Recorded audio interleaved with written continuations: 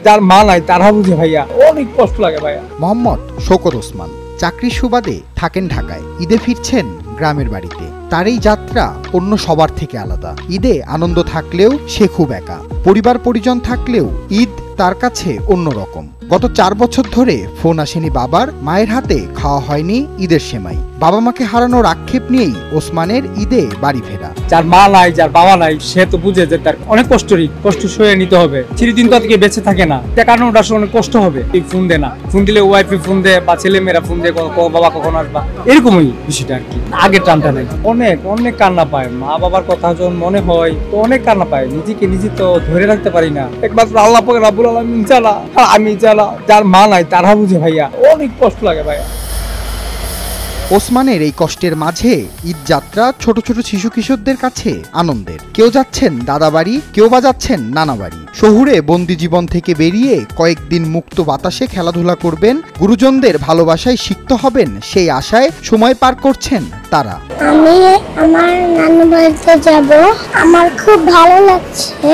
গিয়ে ঈদ করব, ঈদের দিন নতুন বান্ধবী করবো, ঈদের মসজিদে নামাজ পড়তে যাব, সবার সাথে প্রথমে দেখা করব, সবার থেকে সালামি নিব এবং ছোটদেরকে সালামি দিব, সবার বাড়িতে যাব, সবার সাথে দেখা হবে এই আর কি। ঈদের এই বাড়ি ফেরা সকলের কাছেই আনন্দের। কেউ অনেকদিন পর প্রিয়জনের দেখা পাবেন, কেউ বা কাজের ব্যস্ততাকে পাশ কাটিয়ে বন্ধু বান্ধবদের সাথে ঈদের খুশিতে মাতবেন, এই প্রত্যাশায় সময় পার করছেন অনেকে। আলহামদুলিল্লাহ, অনুভূতি তো আসলে বলা বাহুল্য, কারণ সবারই চাওয়া থাকে যে গ্রামে যে আত্মীয় স্বজন, মা বাবা, ফ্যামিলি নিয়ে ঈদ করা। সময় কাটে গ্রাম অঞ্চলে, আসলে গ্রামের মানুষগুলোর দেখলে ভালোবাসে প্রথমত। আর গ্রামের বাতাস, গাছপালা যেটা ঢাকায় কখনো অনুভব করা যায় না। মনে করেন ঢাকাতে পড়ে থাকলে মনে হয় যে একটা বদ্ধ ঘরের মতো পড়ে আছে। এখন অনুভূতি তো ফ্যামিলির সাথে ঈদ কর্ম দারুণ, এটা তো সবাই আনন্দিত, সবার যা আমারও তাই, বিকল্প না। এবারের ঈদ যাত্রা অন্য সব বারের থেকে আলাদা। ঝামেলাহীন এক যাত্রা করছেন বাড়ি ফেরা মানুষেরা। নেই ট্রেনের শিডিউল বিপর্যয়। ট্রেনগুলোতে যাত্রীদের চাপ থাকলেও সকলেই যেতে পারছেন ঝামেলাহীনভাবে।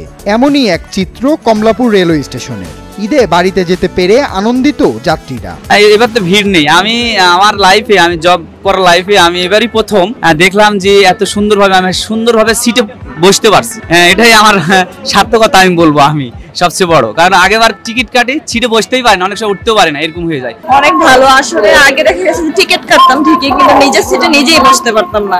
আশা আছে ইনশাআল্লাহ নিজের সিটে নিজেই বসে যাব। মাথার উপরে যাত্রী এত থাকবে না, কেননা ওইখানে অনেক সিকিউরিটি দিয়ে ঢুকানো হচ্ছে। যাদের টিকিট নাই তারা ঢুকতে পারতেছে না। এই জিনিসটা খুব ভালো লাগতেছে, এই জিনিসটা অনেক উন্নত হয়েছে। সবাইকে নিয়ে যেতে পারতেছে এবং সুশৃঙ্খল ভাবে স্টেশনে আসতে পারছে এবং ট্রেনে ইনশাআল্লাহ সুশৃঙ্খল উঠতে পারবো এবং সবার দোয়া চাই ইনশাআল্লাহ। অনেক খুশি লাগতেছে বাড়িতে যাওয়া। হ্যাঁ, এবার অনেক ভিড় কম। বাড়ি যাইতে পারতেছি, অনুভূতি অনেক সুন্দর, ভালো। যেহেতু ফ্যামিলির সাথে ঈদ করবো, অনুভূতিটা অন্যরকম। কিন্তু এই যে দাঁড়ায় যেতেছি, কষ্ট হইতেছে, রোজার দিন। ঈদের আনন্দ সেজন্য বাড়িতে বাকি লোকাল টিকিট কেটে খাওয়াতে যাইতে হবো, কিন্তু আমাদের সিট পাই নাই, ইনস্ট্যান্ট টিকিট কেটে আমার চলে যেতেছি বাড়িতে। ঈদে সাধারণ মানুষের স্বস্তির যাত্রা নিশ্চিত করতে নানা উদ্যোগ নিয়েছে সরকার। তবে বাধা বিপত্তি পেরিয়ে নারীর টানে বাড়ি ফিরছেন মানুষ। কারো জন্য অপেক্ষা করছে বাবা মা, কারো জন্য অপেক্ষা করছে নিকটতম কেউ। অনুভূতি আসলে অন্যরকম। বাসায় যাচ্ছি এতদিন পর ঈদ করতে, ফ্যামিলি নিয়ে, বাবা মা, শ্বশুর শাশুড়ি সবাইকে নিয়ে ঈদ করবো। আলহামদুলিল্লাহ ভালো। এটা আসলে অনুভূতি বলে বোঝানোর মতো না। বাবা মার সাথে কাটানো প্লাস হচ্ছে আত্মীয় স্বজন যারা আছে এদের সাথে কাটানো অনেকটা স্পেশাল হয়। অলরেডি গতকাল রাতেই কথা হয়ে গেছে, কখন আসছে, কখন গাড়িতে উঠতেছে। এক্সাইটেড, কারণ সবাই আসবে, বাইরেও আসতেছে অন্য জায়গা থেকে। ফ্যামিলি সবাই, বাবা মা ওয়েট করে আছে আমাদের জন্য। শহরে ঈদটা ওরকম মজা হয় না, গ্রামে ঈদটা যেরকম মজা হয়। শহরে তো ঘরবন্দিই থাকে, ঈদ কোথায় হয়। ঢাকাতে তো ঈদের এত আনন্দ নাই। গ্রামের দিকে সবাই আত্মীয় স্বজন সবাই থাকে একসাথে, ঈদ করাটার ভিতরে তো আনন্দ। সুপন শিকদার, নিউজ 24।